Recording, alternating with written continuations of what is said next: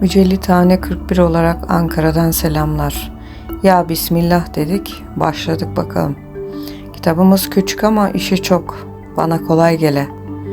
Sizlerin de eskimiş, yıpranmış, mantarlaşmış kitaplarınızı gelecek nesillere sağlıkla ulaştıralım.